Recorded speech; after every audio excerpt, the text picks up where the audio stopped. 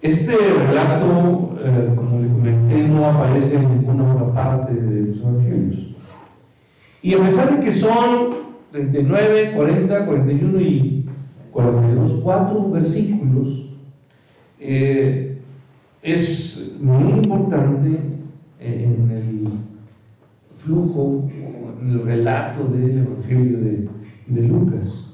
¿Por qué? Porque transmite de manera muy particular o esencial la máxima que tendría que sostener cualquier creyente, la máxima de nuestra prioridad de la vida del creyente, que va enfocada a la misma forma o fórmula que se le planteó a aquel escriba, aquel intérprete, ¿se acuerdan?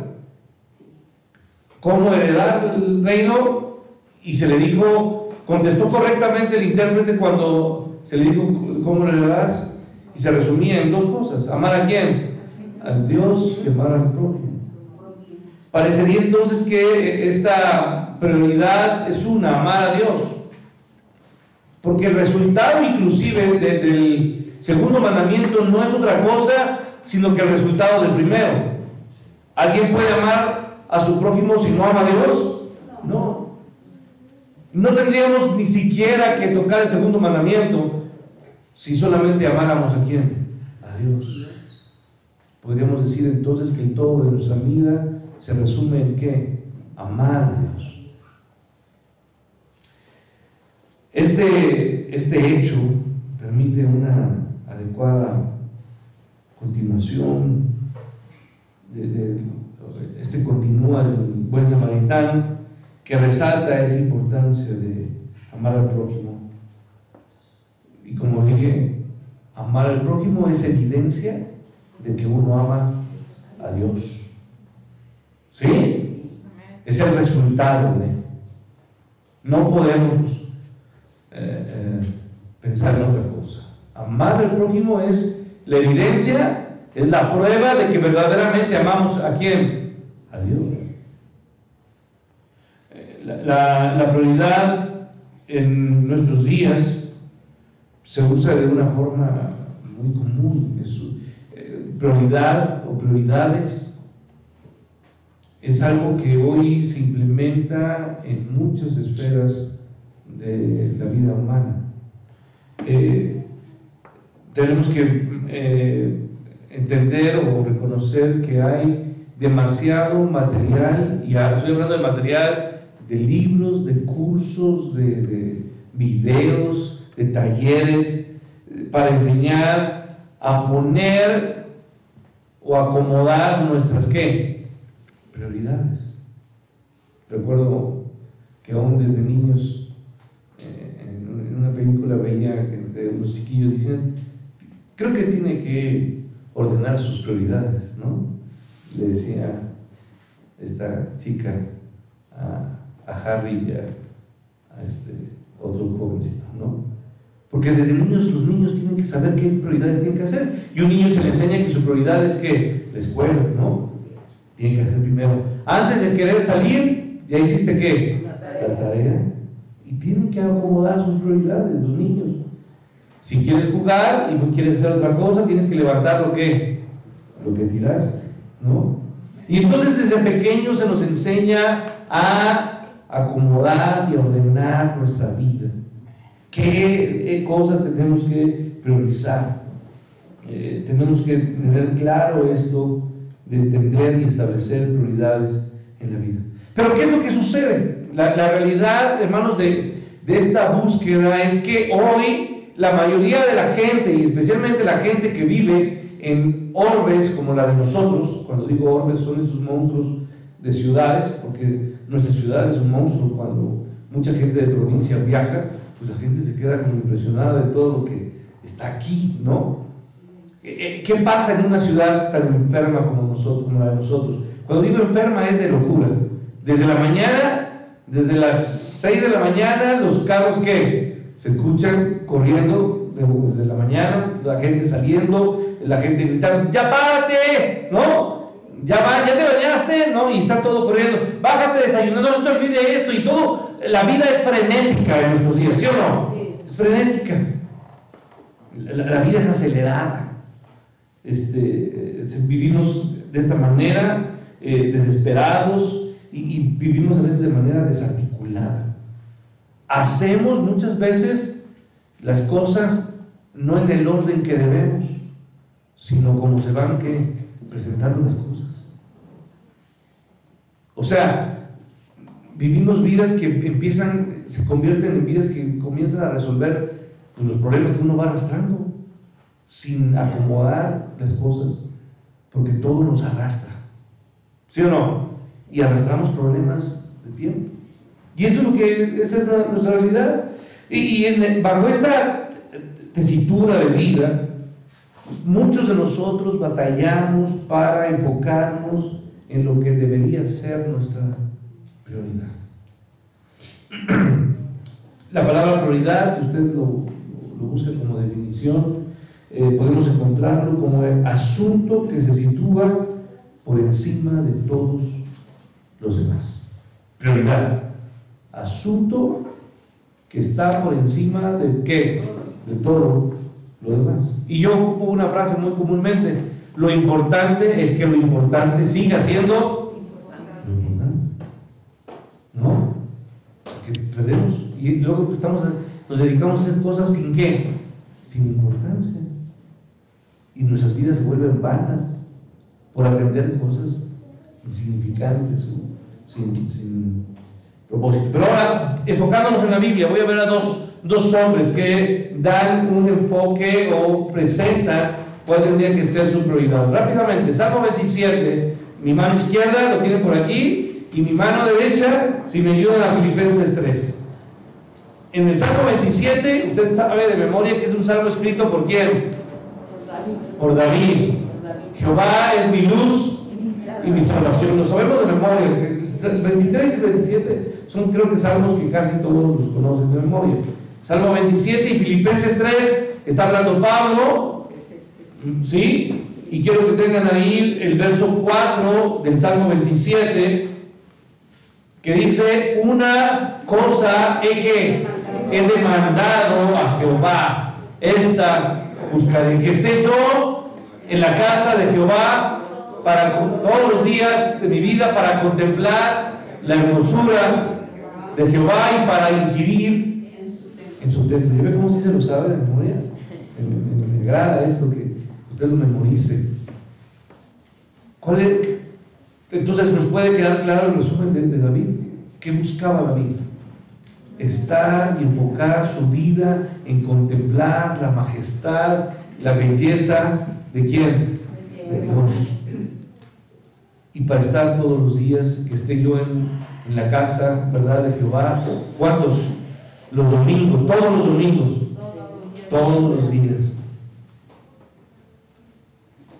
Una cosa he demandado a Jehová. Esta buscaré, me enfocaré en esto. Que esté yo en su casa, que yo pueda contemplar la hermosura.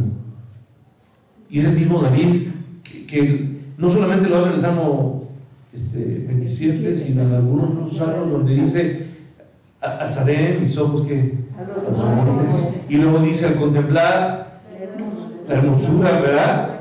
Cuando veo que los cielos, ¿verdad? ¿Es David o no es David? Es David. ¿Qué hacía David? ¿En qué se enfocaba? En buscar y en contemplar la grandeza de Dios, en buscar y conocer a Dios. Ahora, pasamos a la otra persona en el Nuevo Testamento, a otro gran siervo de Dios, otro hombre de Dios. Su nombre es ¿quién? Pablo. En Filipenses 3, mis hermanas, por favor, hermanos, me ayudan a leer, que dice el verso 13.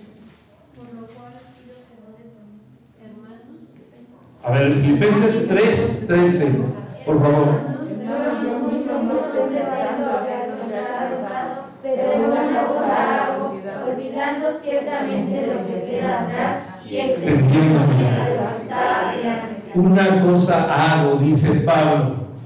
Una cosa he hecho y estoy haciendo y seguiré haciendo: conocer a Dios. Pablo conocía el poder transformador de Dios. ¿Pablo fue transformado por Dios o no? Sí. Transformó su vida. Pablo estaba embelecido. Cuando digo embelecido, es estaba sorprendido, perplejo ante la grandeza de Dios, en conocer su propósito, su deseo, su voluntad. Dice, es grande Dios. ¿Quién conocerá la grandeza de Dios? Y Pablo es el que dice, ¿la mente de quién? De Cristo. Entonces, Pablo dijo, una cosa hago, y David dijo, una cosa he que demandado a Jehová. Ambos ocupan esta forma, una cosa. Hay una prioridad, ¿no? Una cosa. El único enfoque de David entonces era contemplar, meditar la majestad, y el de Pablo era ir tras Dios, conocer a Dios. He dejado todas las cosas por conocer y entender a quién, a Dios, es lo que dice Pablo.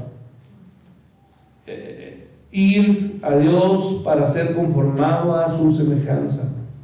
Ambas son ilustraciones de la máxima prioridad que usted y yo deberíamos de tener: conocer, el conocimiento profundo y conocimiento transformador de quién, de Dios. ¿Quién conocerá a Dios, hermanos? ¿Quién? No hay quien pueda conocerlo, pero cuando lo conocemos, y lo conocemos, hermanos, más queremos que, hermanos, no, queremos conocerte. Y hay cantos que hablan, yo quiero conocerte más, entenderte más, conocer más de tu amor. Sí, quiero conocer más de ti, Dios.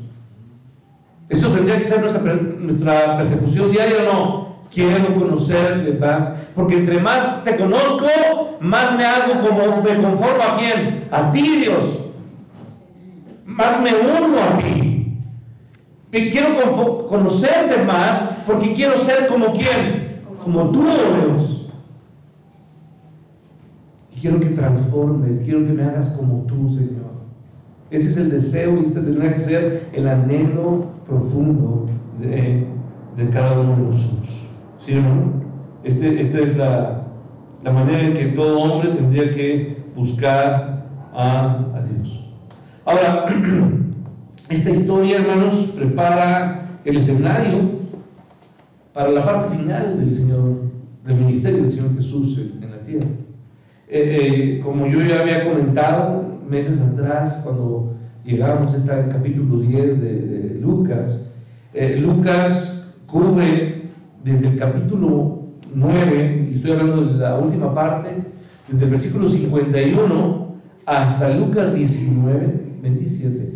Fíjese, desde Lucas 9:51 hasta Lucas 19. ¿Cuántos capítulos tiene Lucas, hermanos? Rápidamente, ¿cuántos? 16. 24, muy bien, 24 capítulos. ¿Sí?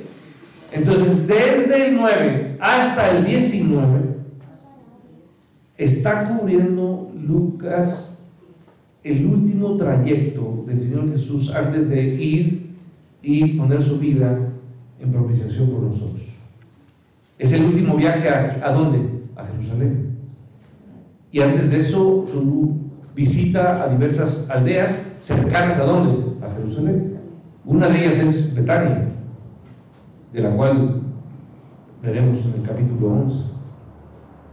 Esto es algo que lo dejaré ahí porque vamos a llegar allá. Pero bueno, quiero referirme entonces a ese periodo de este pasaje conforma el relato final del ministerio. Yo lo podría decir ministerio galileo, porque así se le conoció Jesús de ¿qué? De Galilea, ¿no? Era de Galileo, y su entrada finalmente ¿a dónde, hermanos? A Jerusalén, pero no fue una entrada normal, sino se le conoció como la entrada, ¿qué, hermanos? Triunfal a Jerusalén, donde viaja extensamente en Judea y de vez en cuando va al oriente de Perea, que son regiones, Judea, Perea, Betania, cercanas a Jerusalén. Y aquí lo que podemos ver o tener claro es que en este transcurrir está cercano a sus discípulos. Jesús, durante este viaje itinerante, no buscó hacer señales o hacer milagros, sino poder enseñar a sus discípulos cosas muy importantes.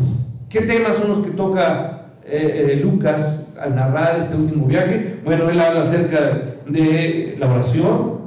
¿Y dónde toca la oración? Capítulo 11, versículos del 1 al 4, cuando le dice: Padre, Maestro, enséñanos a qué, a orar. Y es algo que veremos en este año, o recordaremos en este año. Pero bueno, entonces tenemos ahí la oración. Habla acerca de Satanás, habla acerca del juicio divino, de los demonios, habla acerca de la persecución, de la hipocresía, del sufrimiento, del Espíritu Santo, de la codicia, del contentamiento, del dinero, de la generosidad, de la mayordomía, de la unidad, de la justicia, de la santidad, de la justicia divina, de la humildad, del orgullo, de la lealtad al reino, del reino mismo de Dios, del arrepentimiento, del perdón y de la fe, por destacar los temas que Lucas expone en el ministerio del Señor Jesús en este último viaje. Ahora, el enfoque de Lucas, hermanos, está contenido de la enseñanza de Jesús. ¿Para quiénes? Para sus discípulos durante estos meses. Y esa es la razón de que Lucas se concentra en lo que enseña Jesús y no se concentra o no detalla algunas cosas que detallan algunos otros evangelios, como los lugares o un orden cronológico. ¿Sí? Lucas no es tan cronológico ni da detalles. Y miren, yo quiero poner ejemplos muy rápidamente. Vaya a Lucas 11, por favor, síganme. Las ubicaciones de Lucas son, pues, generales, no hay más. Lucas 11:38. Jesús entró, ¿a dónde? ¿A qué aldea dice ahí? 11:38 de Lucas. ¿Sí me siguen? ¿Todos tienen su Biblia? Sí pueden ayudarme, ¿verdad? Ok. Lucas 11:38, ¿qué dice?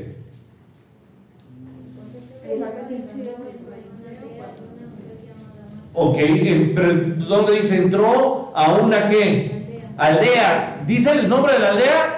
No hay referencia. Ahora váyase a Lucas 11:1. Dice que Jesús estaba orando, ¿en dónde?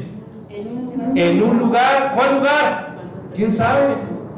Ahora, si se va a Lucas 13:22, por favor, 13:22, dice que pasaba Jesús, ¿por dónde, hermanos? Ciudades y aldeas. ¿Cuáles? No lo dice, solamente dice ciudades y aldeas. Ahora, capítulo 17, por favor, de Lucas 17, verso 11 y verso 12. Dice, ahí sí, pasaba entre Samaria y ¿qué? Y Galilea, pero vea el verso 12. Y al entrar, ¿a dónde? A una aldea. A ver, hasta ahí basta de ejemplos. Entonces Lucas no se centra mucho en dar detalles cronológicos ni de ubicaciones, en muchos casos. Pero lo que Lucas se enfoca es en la enseñanza de Cristo, porque esto fue lo que más le destacó a Lucas.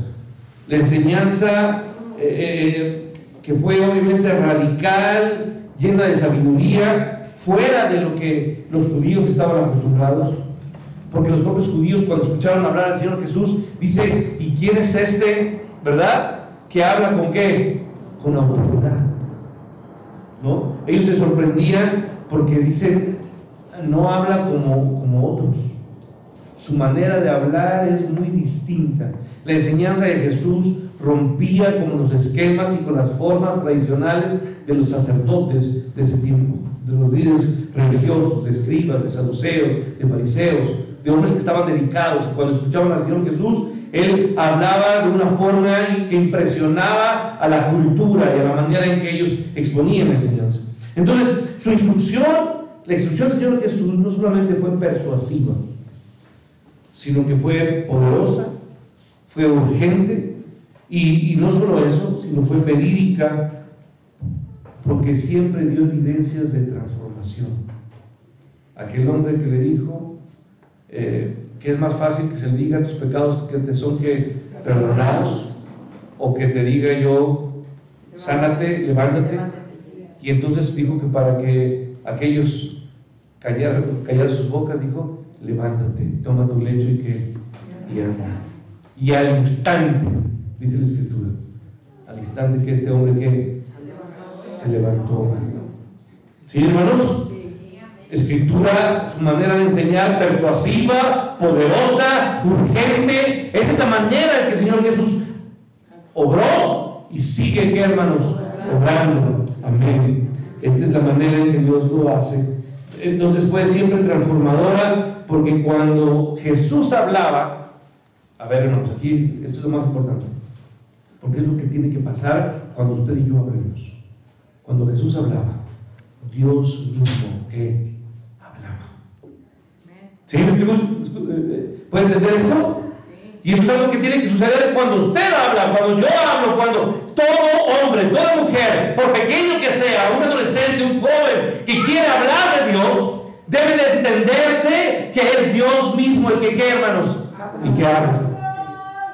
Entonces es el poder de Dios el que se llena, o la llenura del Espíritu Santo, el que usa nuestras vidas, nuestras voces, a pesar de nuestras calamidades, dificultades, carencias, todas las cosas que quizá usted y yo no conocemos, pero cuando uno quiere ser usado por Dios, Dios toma todo lo miserable que somos y se llena esa vida y nuestra boca y nuestro propio testimonio del poder de Dios, porque es un poder transformador.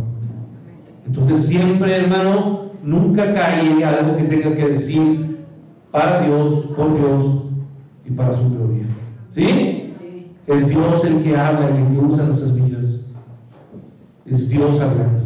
Amén. Bueno, ahora quiero que usted vaya conmigo y quiero que entienda esto. Juan 7, por favor. Vamos a ir a varios capítulos de Juan. No tengo mucho tiempo, pero quiero que vaya a varios pasajes, todos solamente centrados en Juan, porque Juan es el que deja muy en claro la deidad de Jesús. De hecho, Juan comienza en el capítulo 1 en la Argeico Logos. ¿Qué dice? En el principio era ¿qué? El verbo, Logos, ¿sí? En el principio, en el Arge, en el origen, ¿sí? Acuérdense que Juan es el libro de orígenes, claro, ¿sí? En este origen, Juan revela que el verbo, la segunda persona de la Trinidad, es Dios mismo. Y aquí podemos ver, dice el texto, Juan 7:16, por favor. Mi doctrina no es mía, sino de aquel que me envió. Y si gira la página, Juan 8:26, muchas cosas tengo que decir y juzgar de vosotros, pero el que me envió es verdadero, y yo lo que he oído de él esto hablo al mundo. Y luego dice en el verso 28, por favor, vaya al 28. Cuando hayáis levantado al Hijo del Hombre, entonces conoceréis que yo y que nada hago por mí mismo, sino que según me enseñó el Padre, así que dice, así hablo. Entonces a los que intentaban, a todos aquellos que intentaron acabar con él, el Señor Jesús les dijo en ese verso 40 de ese capítulo, que dijo: ahora procuráis que matarme a mí, hombre, que os he hablado que la verdad, la cual he oído de quién, de Dios. Y luego finalmente en el capítulo 15, vaya por favor, y a los apóstoles, a sus discípulos, en aquel jueves, aquella tarde, ¿se acuerdan? ¿Dónde están aquel jueves, el último jueves? Están en el aposento alto, donde él cenó con ellos, ¿sí? Y en Juan 15 les dice, versículo 15, ya no me llaméis que siervos, porque el siervo no sabe lo que hace su Señor, pero os he llamado que amigos, porque todas las cosas que oí de mi Padre os las he dado a conocer. A ver, hermanos, termino aquí, por favor.